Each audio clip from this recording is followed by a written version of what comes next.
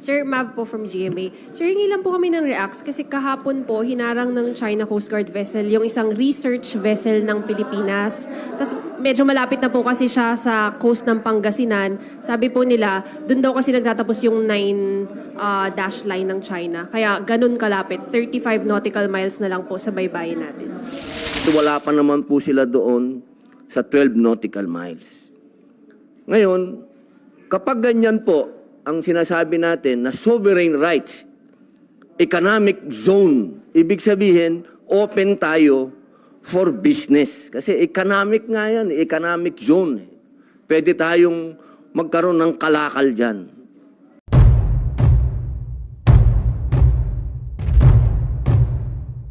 Opo. Sino po mauna? Opo. Sir, hello. Wala po. Ayan, check. Ayan. Sir, Mav po from GMA. Sir, hingi lang po kami ng reacts kasi kahapon po hinarang ng China Coast Guard vessel yung isang research vessel ng Pilipinas. Tapos medyo malapit na po kasi siya sa coast ng Pangasinan. Sabi po nila, doon daw kasi nagtatapos yung 9 dash line ng China. Kaya ganun kalapit, 35 nautical miles na lang po sa baybayin natin.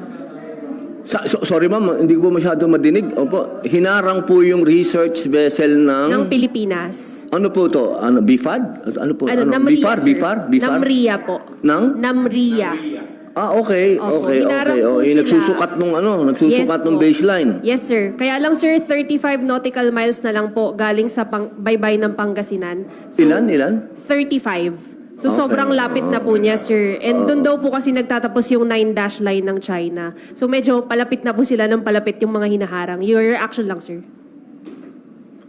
Well, kasi kung wala pa naman sila sa sovereignty natin, meron pang freedom of navigation yan. Pwede pa talaga silang dumaan doon. Ang tanong lang doon, ano bang ginagawa nila doon?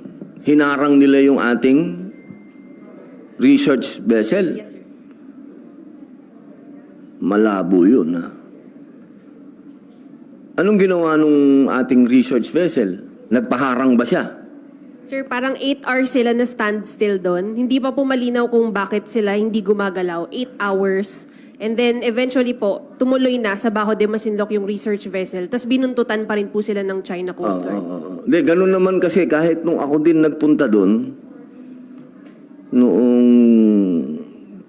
2020 yata ako nandun, o 2021. Ganun talaga yung ginagawa ng mga Chinese Coast Guard, tsaka yung Chinese militia. Talagang haharang sila sa iyo. Pero kami, hindi kami nagpaharang. Kami ay, ating to, ba't kami haharangin nyo kami dito? Kaya tumuloy-tuloy lang kami hanggang sa nakarating kami dun sa pupuntahan namin. Dapat ganun lang ang maging, huwag tayo magpapaharang. Atin yun eh. Ang kailangan lang dito talaga, at ang ipinakikiusap ko din lagi sa ating mga kababayan, itong bagay na ito, hindi naman po ako nagbabago ng posisyon, kasi yun pa rin ang posisyon ko. Kung ano yung sinabi ko sa hearing, yun pa rin ang posisyon ko ngayon. Ito, malinaw na pag sinabi natin na paglagpas ng 12 nautical miles, yun ay tinatawag nating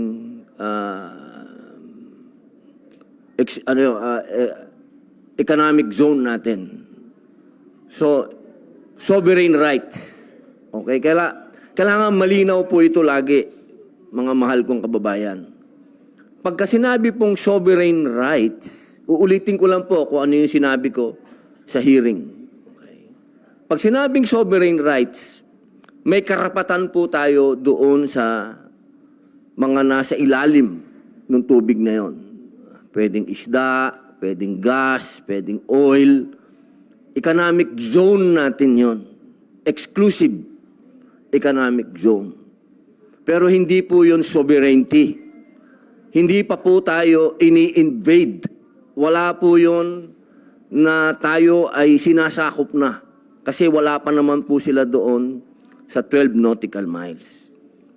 Ngayon, kapag ganyan po ang sinasabi natin na sovereign rights, economic zone, ibig sabihin, open tayo for business. Kasi economic nga yan, economic zone.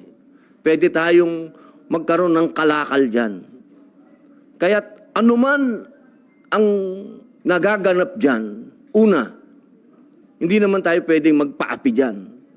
Lagi kong sinasabi, lalong-lalo na dyan sa BRP Sierra Madre, kapag nagkakaroon ng pagdadala ng supply, binobomba sila ng tubig. Ilang beses ko nang sinabi, ba't hindi tayo mambomba din ng tubig? Bakit ba lagi na lang, tayo na lang lagi ang mukhang aping-api doon? Ba't wala ba tayong pambomba ng tubig para makaganti man lang din tayo? Itong mga bagay na ganito, kailangan ng mga malalamig ang ulo dito. Hindi po pwede ito na sumasabay tayo sa kaguluhan sa buong daigdig. Na nagkakaroon ng kaguluhan sa Middle East, nagkakaroon ng kaguluhan sa East Europe, tayo din, gusto natin dito may gulo din tayo. Hindi naman po kailangan mangyari yon. Sapagkat sa ngayon,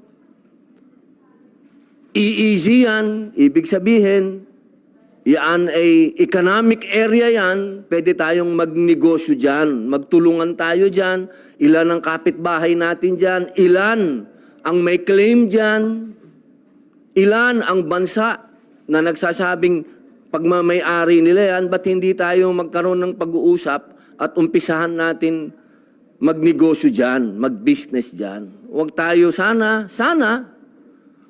huwag ito lumaki, huwag ito pag-umpisahan ng pagka nanood kayo ng international news, 3 lagi ang lugar na pwedeng pag-umpisahan daw ng gera.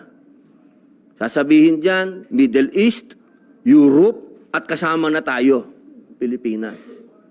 Ang pakiusap ko lang po, mga mahal kong kababayan, anuman ang hinaharap natin, kailangan po tayong maging handa. At kailangan nasa likod tayo ng gobyerno. Kasi yung mga sinasabi namin dito, opinion lang namin ito.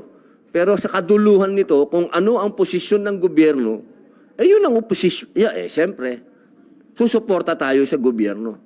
Kung ano ang sinasabi ng ating Pangulo, yun ang gagawin natin. Alangan naman magkontrahan pa tayo sa oras na to. Pero ako, sinasabi ko sa inyo, mula nung hearing hanggang ngayon, isa lang ang posisyon ko. Diplomasya. Daanin natin ito sa usapin ng diplomasya. Dahil ako, naniniwala ako, magkakapitbahay tayo. Kailangan ayusin natin yung kapitbahay natin. Ayusin din tayo nung kapitbahay natin. Maayos natin ito kung tayo ay babalik sa usapan. Kaya yung mga ganyan na paghaharang-harang sa inyo, mga kababayan, huwag kayong pumayag. Pwede naman kayong umiwas. At nagawa ko yan. Hindi ito kwentong kutsero na sasabihin ko sa inyo, ito gawin ninyo. Hindi po. Ginawa ko yan. Ako mismo nagpunta dyan. Ako mismo nakipaghabulan dyan sa mga Coast Guard ng China, sa mga milisa ng China. Kami mismo hinarang. Pero kami, hindi kami nagpaharang. Hindi rin kami nagpabomba ng tubig. Talagang magaling lang yung kapitan namin. Kaya ang gusto ko lang, huwag tayo magpaapi sa oras na ito at huwag din tayo mang-api. Yun lang, ma'am.